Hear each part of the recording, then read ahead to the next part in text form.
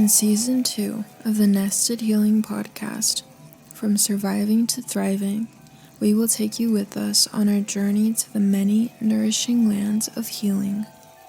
With a new guest for each episode, we will get to embark on each of their healing journeys, with their curiosity being, what challenges did they face, and just how did they manage to come up on the other side.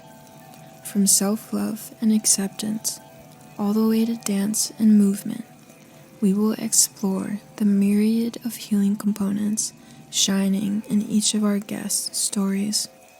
How can we relate and apply this to our own lives? How can we brighten our light through a dark tunnel? Stay with us on our beautiful deep dive into healing.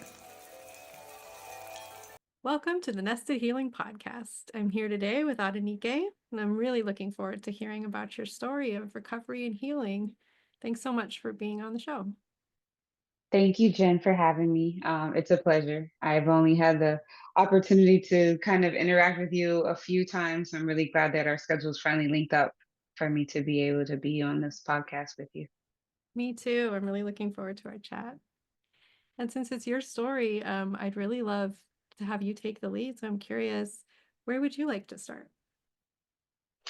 I feel like starting from the present is always the best place to start. My story is very interesting, is the word that I like to use, because I never really thought that I would even be someone who talked about healing or went into any kind of like healing, like profession and all of this. So I am about 10 years. Interesting enough, I thought about this today. 10 years ago this month, I finished my professional coaching course, and I got my certification for coaching. And what prompted that was I am a survivor of childhood sexual abuse by the hands of my ex-stepfather. And part of that healing journey was 10 to 15 years of my own therapeutic work and healing work, and then my therapist encouraging me to become a coach and, all of these things. Um, the present right now holds a heavy weight in another journey of healing, because I just lost my dad about 4 months ago, I guess. It's about October is when he passed. Um, and he was a very integral part of my healing journey, because after my disclosure, we did a lot of personal healing work that ended up becoming a professional and public healing work that resulted in us doing our own podcast, and it resulted in us doing our own like TEDx talk on healing and recovery after sexual abuse. So I'm in another space of healing, especially one that I just never thought that I'd lose my dad. Um, I never thought that I would lose him this early, I guess. I think in my mind, I thought he would be around till he was 90. We are coming up on what would have been his 70th birthday in 1 month from tomorrow, actually. So I think that's where I am. The journey is a lifelong, continuous thing, and every level is completely intertwined. So 25 years ago, I think it's about 25 years ago, might even be 22 if I'm getting all my dates correct. I told my parents about my ex-stepfather, and then now here I am telling the world about losing my collaboration partner and what that feels like as I move through the next phases of my journey. Yeah. Thanks for sharing with us about what you're going through right now. And of course, you also put a high level view of all the history. Like you said, it's integrated, it's integrally connected, it's not separate. Yeah. But it's the current thing you're going through right now.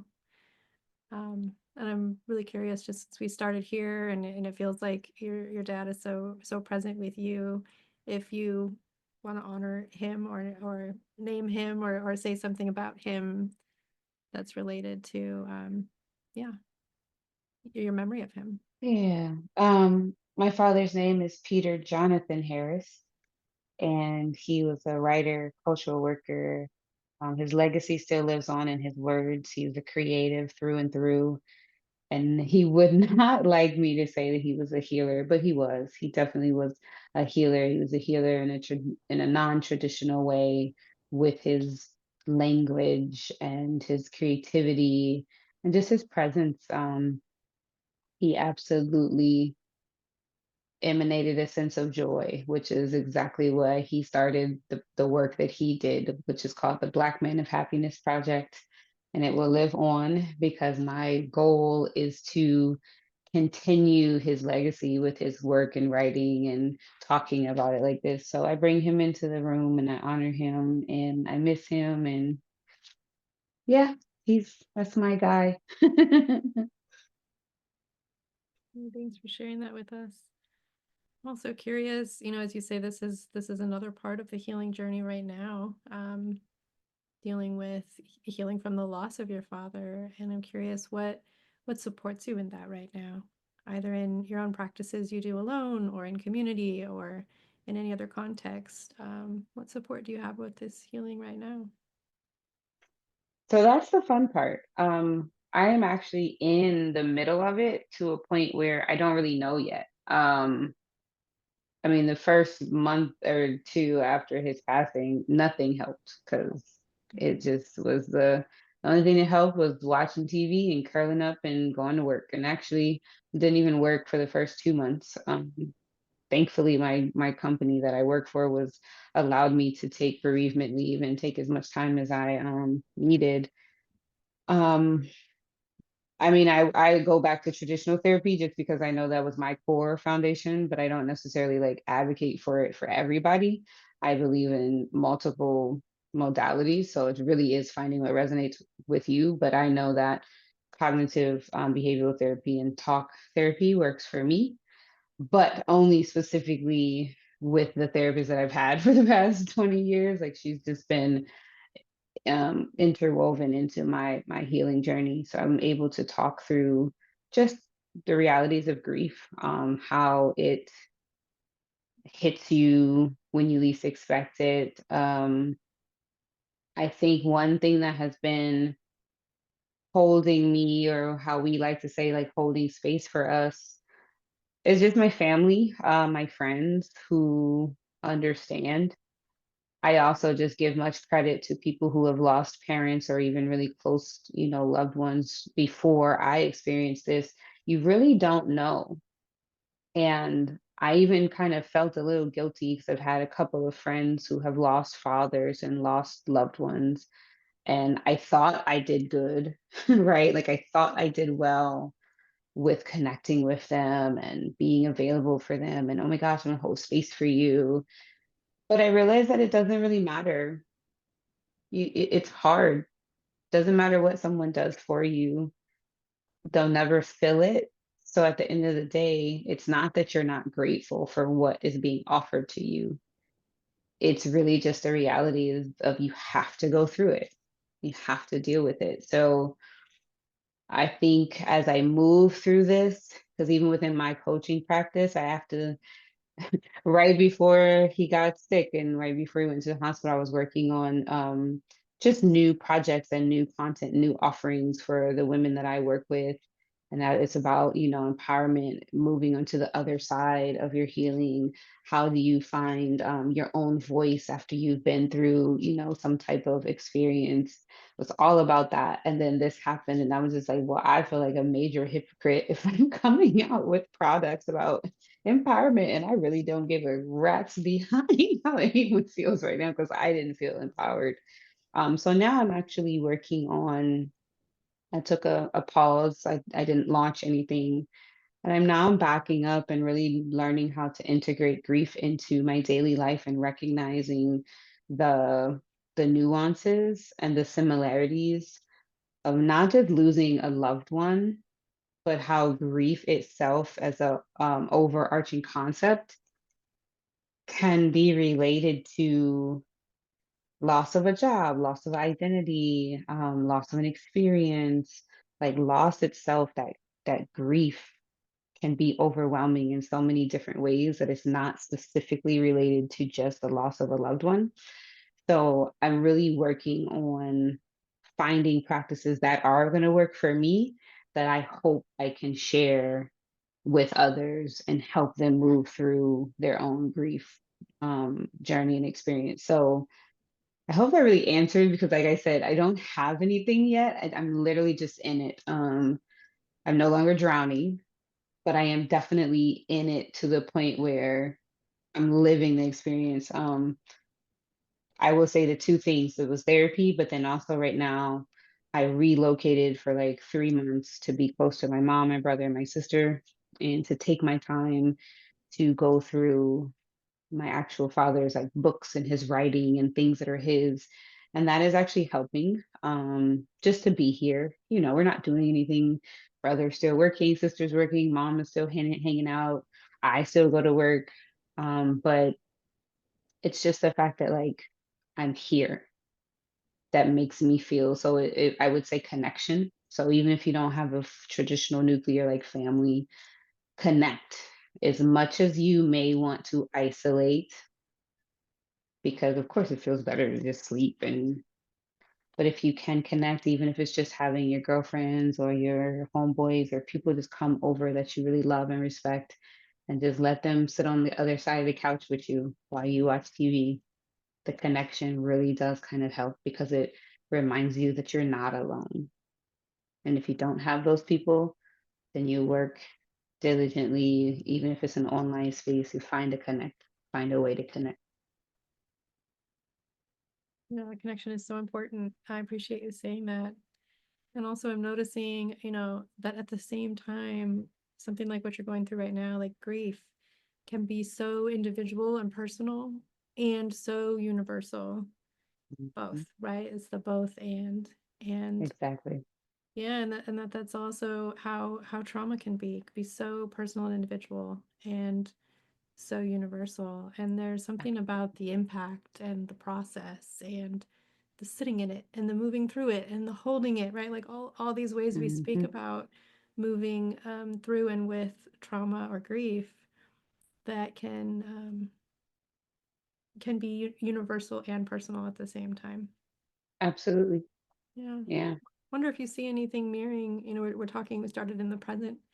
And if you were to look back at your initial process with healing from trauma, do you see anything similar or different in a personal or universal level of Mhm. sort of the process and the impact and the moving through that relates to your trauma healing journey?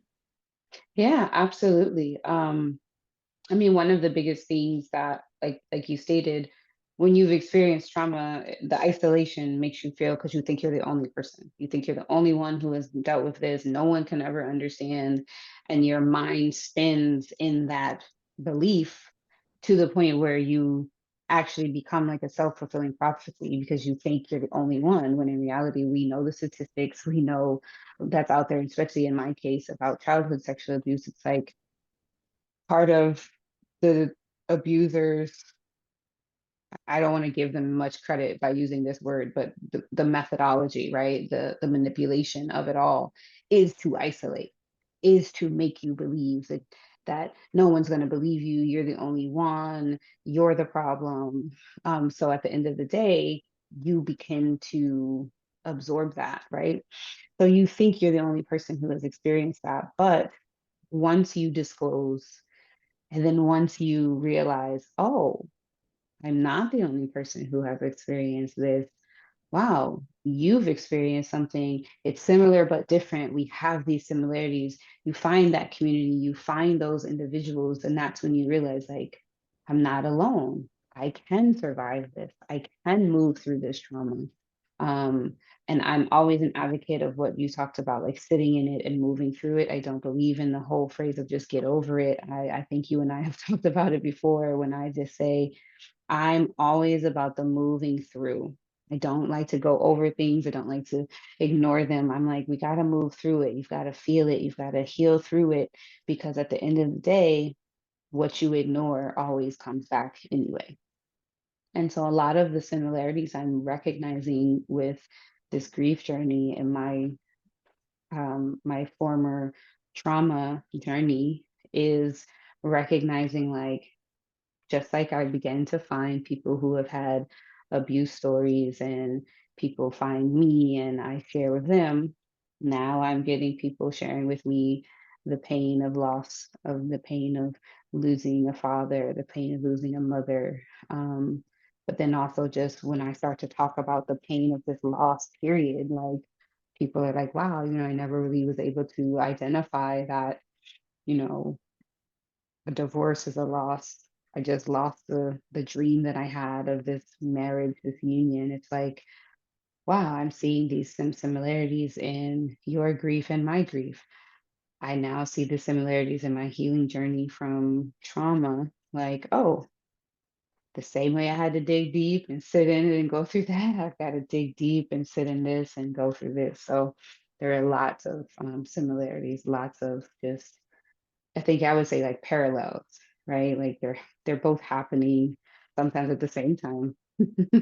Because I recognize that my trauma journey is actually just it's evolved. I still have triggers, I still have things that come up for me. It's evolved, it's matured because I'm more aware, I am more stable, I have more capacity than I've ever had before to be able to manage how I navigate and negotiate the things that might rear up and come forward. But I do recognize that the evolution of my trauma journeys is now, again, there's a little bit of seeping into this healing journey because at the end of the day, I will say my identity as a survivor, to be honest, was tied into this beautiful healing journey that my dad and I began to develop and express publicly. It wasn't that I was identified only with him as like, oh, my dad, he was my protector. It wasn't that. It was more like the work that I did around healing was really about bringing the two voices together and the two experiences together. And now I'm realizing like without his actual physical presence, it's like, oh, now I'm on the healing journey as a survivor alone because it started alone, but it really didn't because it was very immediate that my parents moved in, they supported, I had, like I always like say, I've had a very different healing experience, particularly as a child of sexual abuse, because my parents did believe me, they did move in, they did navigate with me. But now I have to navigate the new level of it alone without my dad who was on the front lines with me. So yeah. I wonder if you would share a little bit about what that was like when your dad first kind of stepped in to join you in that healing journey, in the sense of, were there professionals that you worked with, or community self-help type things you worked with, Mhm. or what kinds of maybe modalities or healing spaces did you and your dad first visit, and how much of that was maybe family type processing versus parallel journeys, like you're healing and he's healing, and how did that maybe unfold for you guys? Um, I'll use his turn of phrase. He said straight up, I'm in it if you in it. He said, whatever you need, I got you. The first modality started, of course, with just my therapist. She recommended that my dad come to one of my sessions. I mean, I think even if I backtrack, it came from how he found out because I didn't first tell him. I told my mom told my brother, then my brother told my dad. My father lived in California, I lived in Maryland. Um, and my dad, and I'm just going to actually just guide people who are listening or watching this. You can literally Google Pops and Ade, Pops apostrophe Nade. You can find our TEDx talk. We talk about a little bit of those nuances in our deep in those details. But if you want the raw, the first culmination was my master's thesis. He didn't co-write it with me, but he was a collaborator. I got approval to write a collaborative thesis and a creative thesis through my degree program in women's studies. And that was the rawest, most only thing I can say is raw. I could say you could tell I was very angry. I was still deep into the healing process. A lot of my writing is very, I will say, disclaimer, trigger warning. It is very graphic. It talks about my actual abuse. But the gift is it was my words and then it was my dad's response. So it was called the calling response, a womanist approach to healing, father and daughter dialogue. I don't remember the exact, I mean, literally it was years ago. So, but I share that because how that started, it came from my therapist just saying, asking him to come into our session.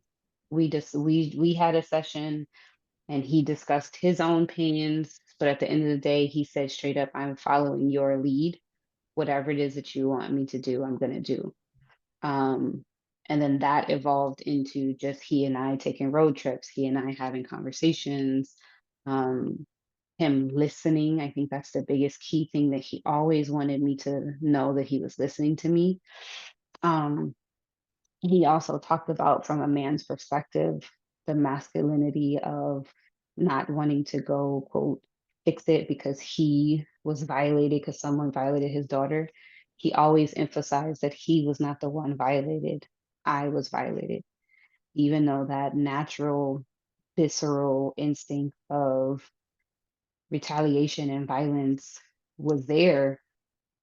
He knew when I requested to him, I told him not to do anything because I'm like, I don't want to go see my dad in jail because he went and did something. I don't know where that came from. I talk about that too, how different that is. But at the end of the day, we didn't have a formal traditional modality, right? We didn't have a structure. I mean, I think we were all just kind of, we were both just figuring it out. But the baseline was he listened to me. I led the way based on what I felt I needed.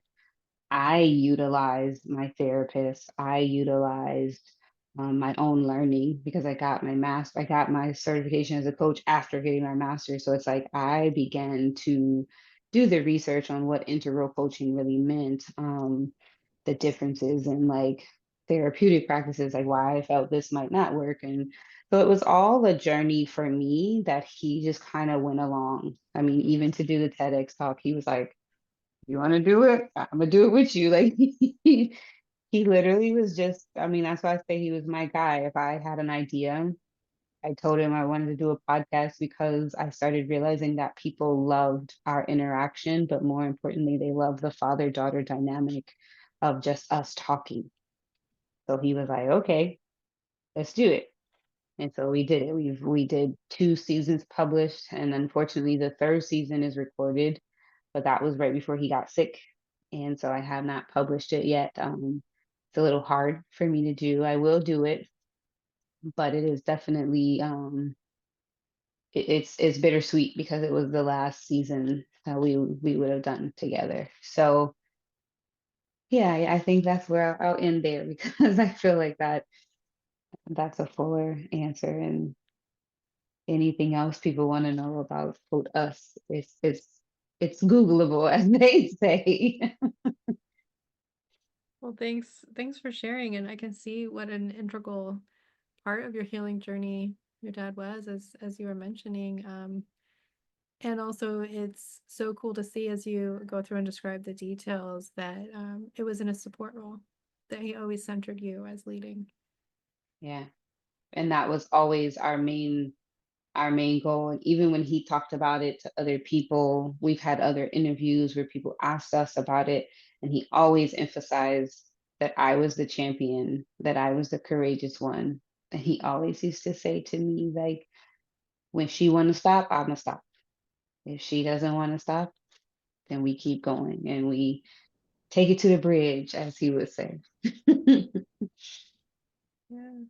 You also touched on a couple other things that were part of your healing journey, part of your processing. I think you said in a less formal way, such as, writing your thesis, right? Writing your master's thesis. Mhm. And it's so cool to see how actions that don't occur necessarily inside of a therapist's office or in a coaching relationship can also have therapeutic value, that it can be part of the healing journey, and bringing in collaboration and creativity and expression and how that's all part of it. I'm curious if you could say more a little bit about your women's study degree and how that played into your healing and also that project, that thesis. Yeah. I agree. The creative part, writing has always been it's interesting. I kind of what I lost my writing when my dad passed. I have not been able to journal. I have not been able to write. It actually started when he first got sick. So it's like the writing that used to ground me to get me through everything has kind of been stunted in the last year and a half, almost 2 years since he got sick.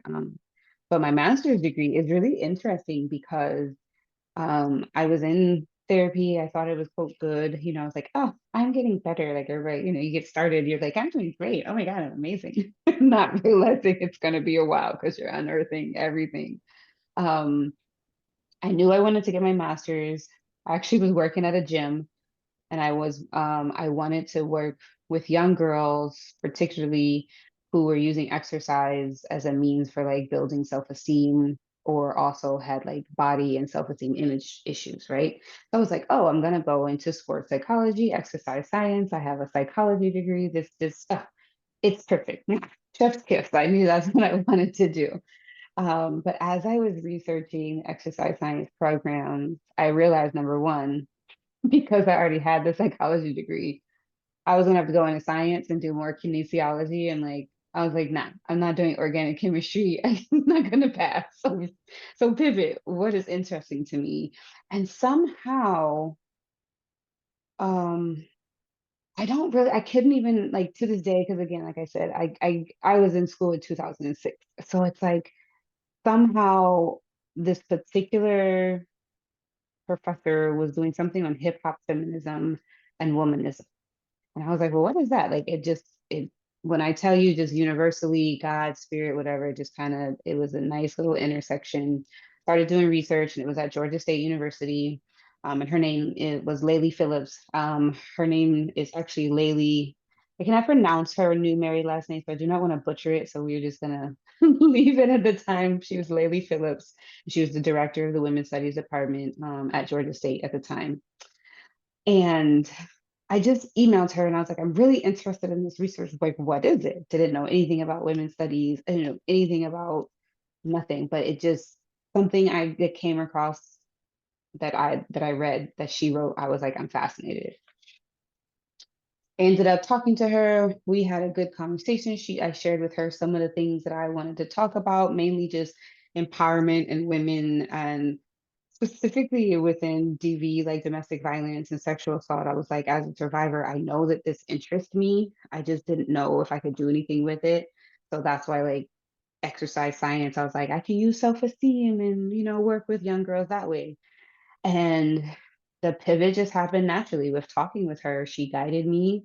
I applied to the school within, when I tell you, God has been having a hand in all of this because I applied to that school within a week of classes starting, and I got admitted on a probationary period due to like just, the deep part of my educational journey is I was still dealing with my abuse and my abuser during undergrad. So let's just say I graduated by the skin of my teeth in undergrad, dealing with the psychological aspects of like holding a secret, still being abused. The fact that I got out of college in 4 years anyway is already a miracle to me. But in transition into graduate school, I recognized like it's because this is where I needed to go. And I never, and then even with trying to do my research, I was feeling very stifled. I was feeling very, what's the word? I wasn't feeling like I was connecting with what needed to happen. And then that's when Laylee actually told me that Georgia State Women's Studies program had a creative thesis direction. I was like, wait, really? And I proposed to her, well, what if I write it this way? She was like, I think that that would be beautiful because I also was interested in like the womanist approach to healing.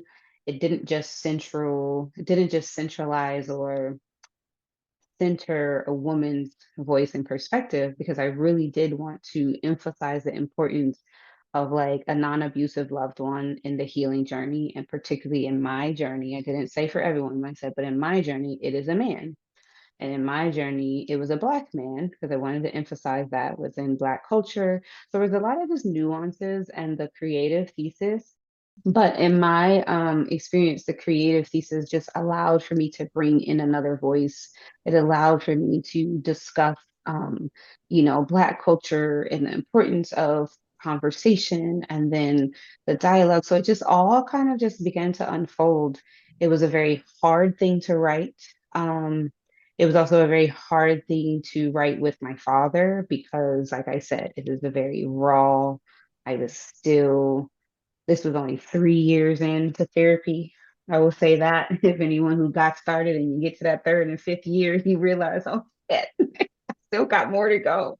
Um, and my dad had to read some very intimate things and be a writer, right? Like not be a dad in that moment, but be a dad, right? Like have the visceral fatherly response but be a writer and understand that I'm sharing my experience. And his job was to respond naturally, lovingly. So that thing took me longer than a 2 year degree should have taken, but I'm actually very proud of it. And I'm thankful that I had a advisor who, encouraged and supported. And I'm not going to say that it was easy. I feel like some of the other professors may not have understood. My defense of that thesis was actually very tough, but I went through it. I stood by what I wrote, and here I am damn near 20 years later, still got a degree, and I feel like I did a great job. But it was all in alignment, I think, for everything that came after, right? Like it was just, I never would have suspected that my story couldn't remotely become my master's thesis to express the importance of collaborative voices and healing, to really emphasize like the true meaning of like what womanism is. I never would have thought that it even would be something that started a conversation piece and a journey with my dad. So it was definitely a thing I'm just very proud of, and I'm proud that I got to do that with him. Sounds like an amazing project and, definitely not an easy project. So the process, I'm sure you were in Yeah, that process for an extended period of time, that process was difficult. And I'm yeah. curious if you could share a little about the sort of the impact of it on the other side, the completing it, you had that Hmm. rough process of going through it and then also having to defend the thesis and all of that. And then when you get to the other side and let that piece of writing rest, what Yeah. was the impact for you and for your relationship with your dad and for your healing at the end? It's funny. I came out of defending it and having my master's with these grand ideas of I'm about to get a job and be a director of a nonprofit. I'm going to go work in all of these things. None of that shit happened.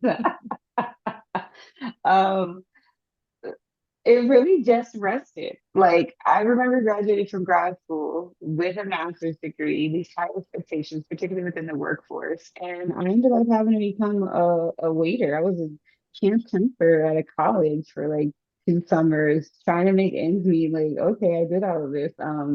But as far as the healing journey, it was a feat because, like you mentioned, you're not just writing this thing, you're still writing it as a paper. So that means you have to reread over and over and over again. You have to edit, right? Like you edit as much of the story as you can without losing the authenticity of it. I had to do a lot of edits. I still had to do research. It was not just a paper that was just me and my dad talking back and forth. Like I still had to do a literature review and find evidence to support the realities of like how important is it to have another voice in a healing journey? Or was there any literature to support that? Because at the time, I couldn't find a lot. A lot of it was very individualized, very one person centered, how I healed, or, how do the survivors' family support and what do they need to do, but they really didn't center, the father. Because unfortunately, and in complete honesty, a lot of the times the father is the perpetrator. So who wants to center the father's voice and the father's the one who's doing the abusing?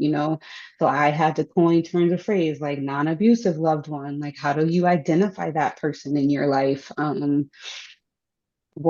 So after completing it, it felt like a relief and I felt a calm and a sense of confidence. And then I also felt a lot of disappointment because I felt like it was so new, um, or not even really understood, that I didn't quote get, I say quote, like benefits of like career advancement and career development. I mean, even to this day, to be honest, like I'm not working in my field of women's studies. I'm not, because I didn't get my LF, my license of marriage and family therapy. I didn't go the traditional route. I've still been kind of digging my own way into a career, and then I think I would say I got my master's in 2011, and I found out about the coaching program in 2014. So from 2011 to 2014 was the struggle years of just trying to figure out who I am, what I wanted to do.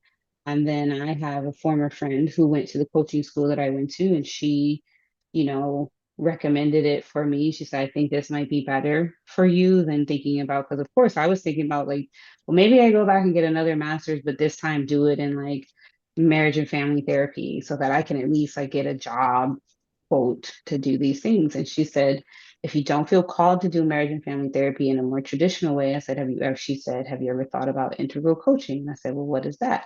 And she said, based on how you live and based on what you wrote, you are more in alignment with understanding that multiple modalities are really the better ways to help people heal from traumas, from anything. And she's like, I think you should look this up. So that was, one trajectory. Um, but I also want to circle back to like another thing you asked about, how did it feel? I will say this, the impact and the response once my master's was completed and once it was published, because of course it's if you're in school, it's published. Anyone can download it, you can use it for other research projects. To have that thing be downloaded almost 1,000 times within the first year or two that I had it published, I was floored at the response. It was a very positive response. Like people were like thankful that I wrote that. They were like, wow, this shit was raw. A lot of my own friends and people who knew me through high school and college who didn't even know of any of this, you know, reached out to me, sending apologies and also support.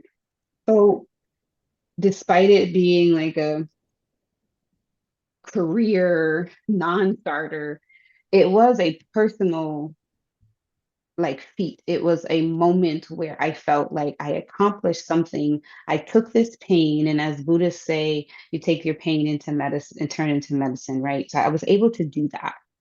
And I was able to take something that could have had me on the floor, not doing much of anything. I was able to just kind of write a story and write an experience that helped somebody, even if it was just one person. And that was always like my through line in everything that my dad and I did. If I help and support one person move through their trauma, my job is done. And that Wow. was that. And that's amazing, to have that many downloads in such a short period of time afterwards, and to think of not just the personal connections and support that came from that, but also those that read it that didn't reach out, that maybe it helped them in a personal way on Exactly. their path.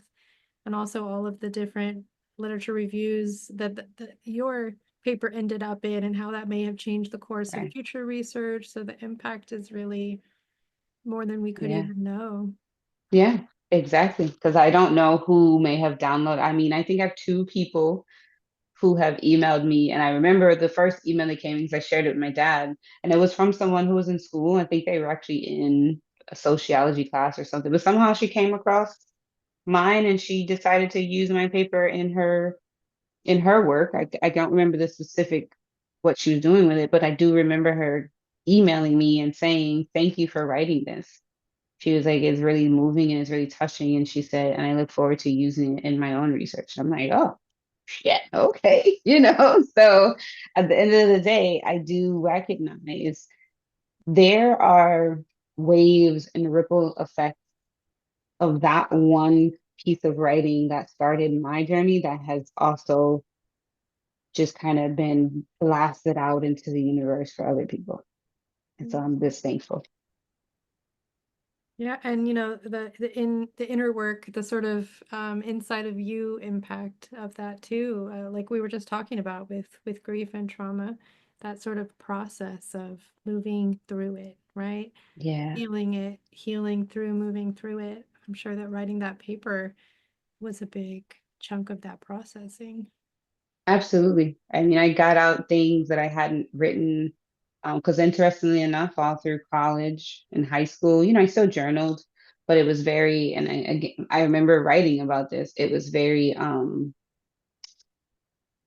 cloaked in what I was writing because my ex-stepfather would read my diaries, read my journal. So it was like I didn't even have real security and privacy there in the thing that is supposed to be private, right? So for the first time in writing this, I got to write everything out and pour it out onto the page. And then even trust that my dad could handle it. Because I think that's also a thing that yeah, I wrote it, but I also had moments of insecurity and doubt. It's like, oh my God, I'm really making my dad relive this. He has to read these things. But he did it. He handled it and he continued to push forward. And then he also had his own process that he has talked about because he's written a book about, his own process and the male friends that he had that he talked to about it because he was like, it is not my daughter's burden to heal me, to process these things. It's my job to just be there for her, but it's also my job to make sure that I'm healing. So I'm gonna go in this direction. And he talks about that. And those guys he talks about, they're my uncles in a sense, right? They love me, they know me, and they're supportive of me, even especially now, with him being gone. It's like they're kind of like coming around me and supporting me and holding space for me because they also know everything that my dad and I've done together. So yeah, that process of it's very cathartic. I mean, I will never I tell people to journal all the time. People think it's overused now because it's considered cliche, oh my journal, I write in my journal. But in reality, it's like if you put pen to paper, and I'm not talking about typing it out, I'm talking about if you put pen to paper, the power of just free form thoughts, getting them out of your mind is so powerful. It will always be my favorite thing to tell clients to do. And Mhm. and it's like once they get past their resistances and once they get past, the cliche of it all, of my self-care journal, don't call it that. Write it. It's your rage journal if you have to, make it what it is. But the power of pen to paper, it gets so much stuff out of you that you don't even realize you're holding if you allow yourself to sit with it and just kind of go. Yeah. That's such a valid point, and that expression and like you said, getting it out because otherwise it's still inside. Hmm. And also how brave and courageous that was for you to do it in a collaborative format so that you had the opportunity for expression, but also to be witnessed. Hmm. Yeah. Yeah. To And be I'm also witnessed and then responded to. mm-hmm. Yeah.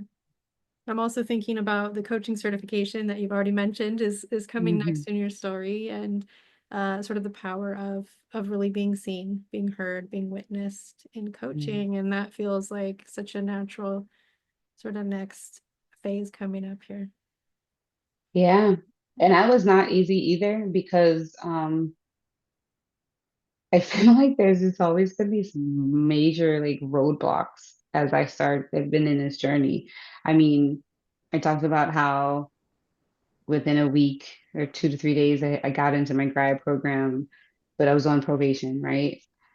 Similar thing happened with my coaching program. Um, I got in within a week of like the next cohort starting.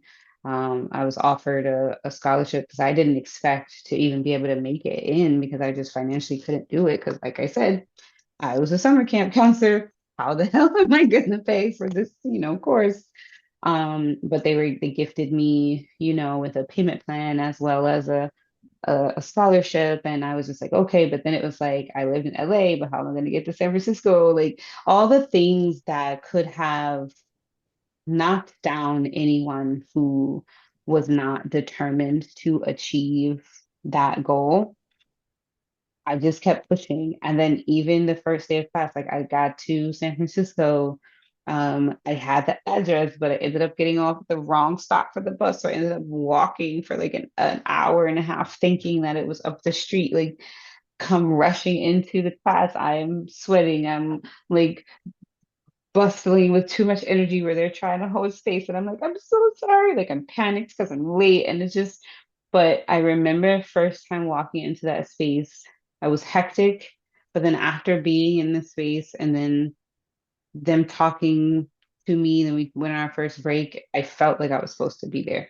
And I felt like no matter what was going on prior to me getting there, I was supposed to be there. And if I could walk an hour and a half uphill in San Francisco with a backpack, I could be there for the rest of that year-long training program. And I did. I committed and I learned more about myself. I learned more about specifically I learned about language, right? The power of the tongue and the power of release. And then since then, I've been on journeys where I've done different kinds of certifications, learned more about the vagal nervous system reset and like all of the things, right? That's what I've been doing over the last 10 years, has just been learning more about the coaching space, more about somatic work, more about all of these things. Um, and it just at the end of the day, I take what I learned for myself and then I pour it into, my offerings and my practice with other clients. But to be honest, it's all for me because it's all about me learning how to be a better person for myself and then inevitably for those around me. I think that's such an important point, and I think it's such a healthy way to look at it. So I'm so glad that you said that out loud. I'm also a coach. I'm also training to be a therapist, so I definitely relate to that. A lot of this is about my own healing journey, and then when we have something also to give to clients later, it like comes from the surplus, right? It's like we fill our own cup Exactly. first, and that's so important. Exactly. Yeah. And I think that with my father's passing, if I had not done everything that I had done before and learned about giving from the overflow, I would have still tried to push myself specifically for business purposes. I would have pushed myself to host my next women's group. I would have pushed myself to do these new offerings and just kind of stay the course because I literally like had a business plan, like it was all set right before he went to the hospital and I was prepared. If I had not done the work within myself and understood how I cannot pour from an empty cup, I would have kept going and it would have been the most inauthentic offerings that I have ever given. And I wouldn't have been connected. I wouldn't have been present. I wouldn't have been able to hold the space and have the capacity to really kind of see what other people needed. So I learned those lessons to be able to say, nope, now is not the time. And I don't know when the time is going to be. And it's okay to say that, right? Like I don't feel like I went through the guilt.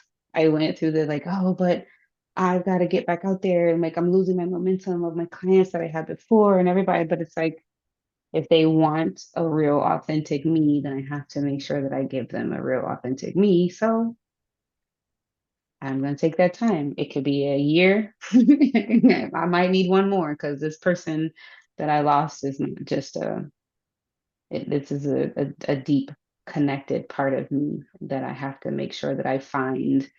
And it's not even finding a way to move on or it's really just finding the way to live with the absence Mhm. because inevitably the hole that's in my heart will not be filled. It might slowly get smaller, but it'll never be filled because there's always going to be something. I mean, simple things. I was walking somewhere. I was walking on some wood chips, and there was a joke that he and I had about wood chips, and I just felt the wave of grief. Like, oh man, I can't even text him and tell him the joke about the wood chips no more. Like, and that's how simple it is. So I do recognize I'm in a space now of just learning to live without, Mhm. right? And that's live with the absence.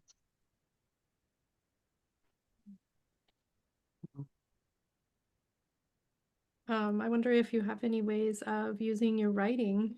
Well, I know you haven't been writing for a little while, but Mhm. using your writing to sort of still communicate in a way, if that's something that you've been thinking. I'm trying. I am working on it. I have I've pivoted and repivoted. I have pivoted from writing my formal blog.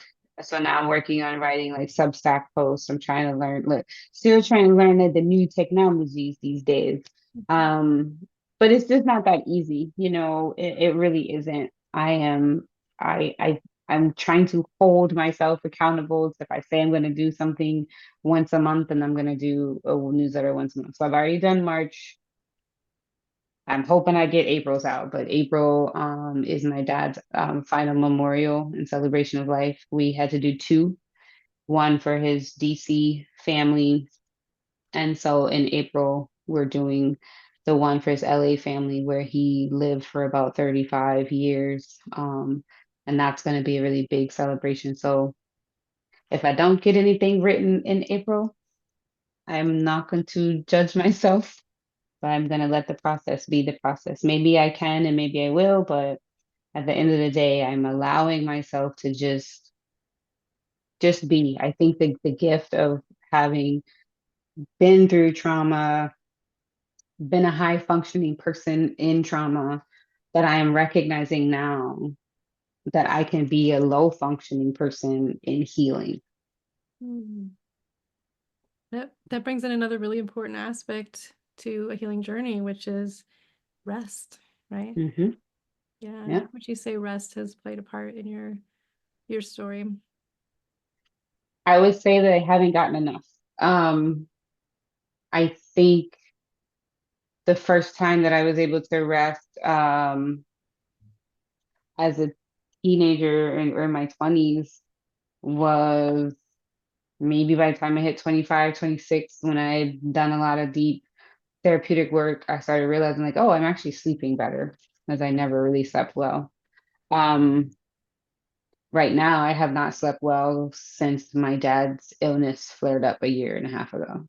And I'm still working diligently to get back there, which is one of the reasons why I'm like, when I need to sleep, go to sleep. When I want to just sit on the couch, watch TV, just do that. I'm allowing myself to listen to what my body needs and just rest. So, Mhm. Another really important piece you're bringing in, listening to your body. mhm. Yeah, I wonder if you could maybe share a little bit about how you developed that connection in part of your healing journey to be able to trust in your body's wisdom and respond to your Mm, needs in a really supportive and healing way. I know that that can be a journey in and of itself to be able to yeah. build that connection in a healthy way with our bodies. Yeah, I learned about the importance of listening to my body from a sister friend who is also a healer. She is a somatic yoga practitioner. She does all the things. And I didn't know anything about polyvagal theory until I met her. I'm still new to it. I mean, I don't always listen to my body. I'm not gonna sit here and pretend that I'm like I listen to it all the time. I think what forces me to listen to my body is that like I'm sleepy. Like I just want to lay down and then go do it. Um, but I learned about the importance of that because I know there's a disassociation that happens with trauma survivors. Specifically, I can speak as a victim or a survivor of childhood sexual abuse. I was not really connected to my body a lot. I disassociated a lot. I didn't really recognize pains that were happening to me. And then now, when I got reconnected in my 30s, I was like, oh, okay, I know what happened. But now, as I move into my like mid 40s, I'm like, what is happening here? Like, where is my body holding this tension? And like I said, I'm in a new phase of healing. The trauma that I'm healing from right now is the long grief of losing the dad that I had when he got sick. I lost him like the first level. because at the end of the day, he could not speak, he couldn't write, he wasn't able to do all the things that made him himself. And when I say he couldn't speak, it was just because it was painful. He had an autoimmune disease that attacked the small tissues, particularly his esophagus, his hands. He couldn't write. So it was just very difficult for him. So I did my best not to try to force him to talk to me on the regular. Um, I sent him voice notes, I sent him things. But it was like I have been really disconnected. I have not been sleeping because I've been worrying, I've been concerned. Um, and so now that he has transitioned, now I am in the transition of, okay, what do I need for my body, for my physical health? So I had been getting sick myself for the past year and a half, like a lot of sinus infections, a lot of coughs and colds, tightness in my chest. And I know that these are all symptoms of like not using my voice, not staying connected to my mind, body, and soul connection, like all of those things. So I'm actually just in a space now that I'm learning how to reconnect. And I'm be honest, I don't have I don't have a step-by-step guide yet. I just know right now, if I want to lay down and watch TV, I'm gonna go and lay down and watch TV and just let that be what it is.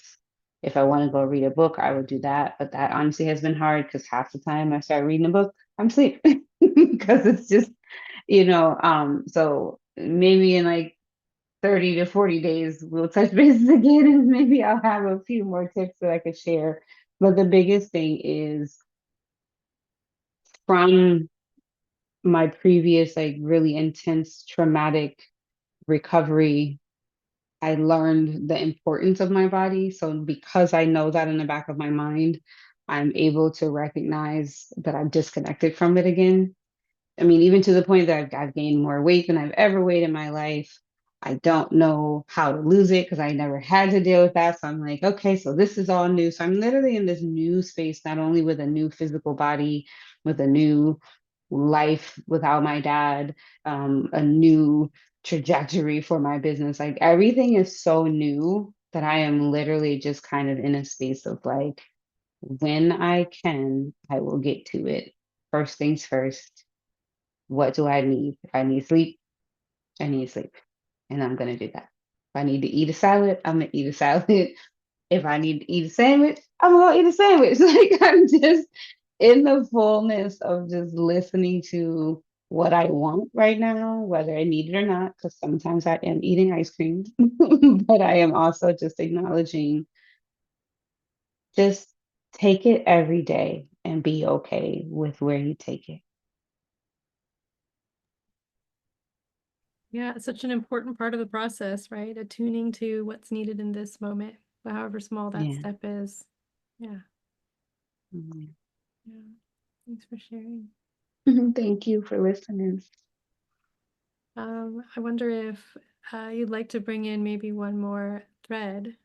So I know we have that New Ventures West coach training in common. There's Mhm. those sort of 6 streams, right? This like cognitive, emotional, somatic, relational, spiritual, integrating. I'm curious if maybe you would want to pick one of those that also feels really important on your journey, a spiritual aspect or an integrating aspect or something that's been Mm. a part of your story. It's funny, I remember the first time I got my own assessment done and we did that. My cognitive was of course the highest. Like I had total, like, yeah, I know everything. Like my mind was always firing. My emotional was low. Somatic was the lowest because at the time I wasn't really connected. That's why I said like in my 30s I started to really understand it. My spiritual was high because I trusted and I knew that I was where I was supposed to be and that every step of my journey, because even my disclosure, it came under spiritual just backing and foundation.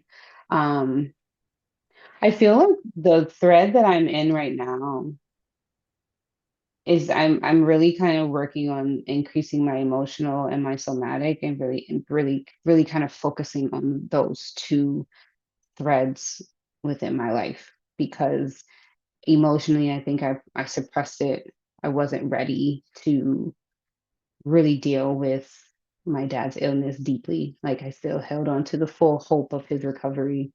And then now with his subsequent transition, I'm kind of like like I've had some emotions, I still let them flow, but I do recognize that there are times where I still am suppressing them. So I'm in a space of just trying to work through that and then reconnect with my body. And then also spiritually, though, I'm not gonna lie, I have kind of kicked that to the curb in the last couple of years just because of my own just disconnect, like feelings of woe, like why'd you take my dad, you know?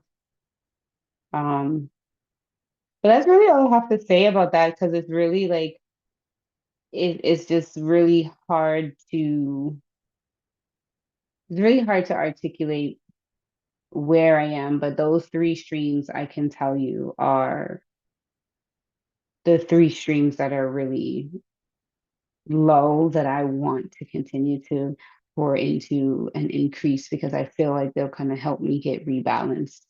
Because my cognitive is always probably going to be the highest thing because I understand things. Rationally, it makes sense to me. Yes, I know this is what I should do, and this is like I can I can do that all day.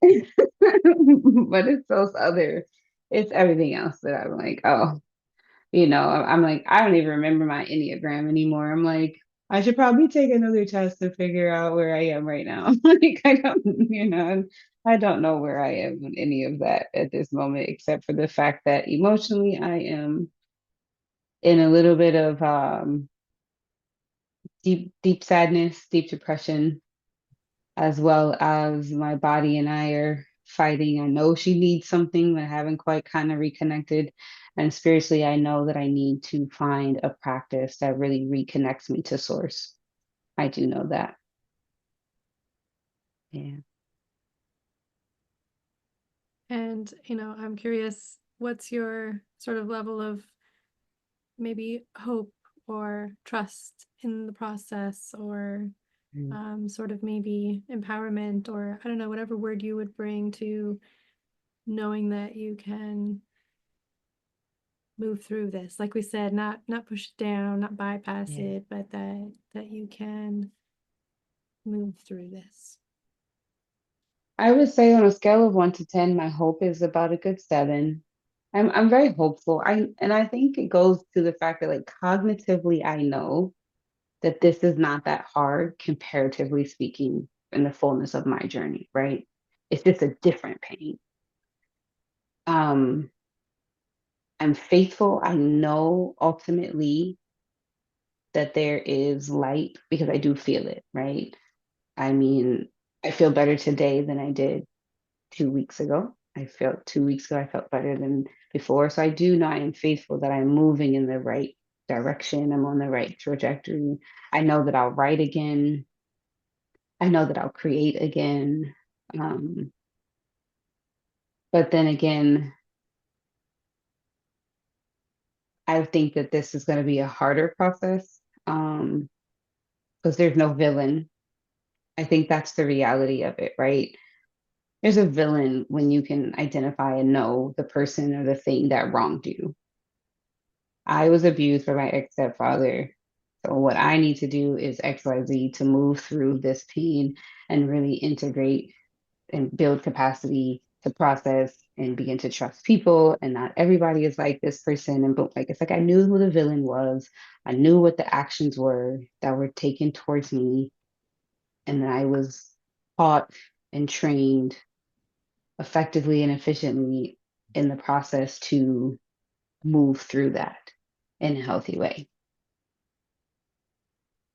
I don't think there is a modality and a methodology to help you move through the loss of a loved one. It's just about building more capacity on how to manage with that absence. So my hope is there, my faith is there, my belief is there. And I know that it's going to probably be a lifelong process, more so than my survivorship, right? Like I can't even tell you how many years it's been since my disclosure without like pulling out the calculator, you know? But I think I'm going to always remember how long my dad has been gone and the things that he is going to miss and the things that I will not be able to share with him in a personal way. But I think that's where my spirituality kicks in, is because I know that he's with me.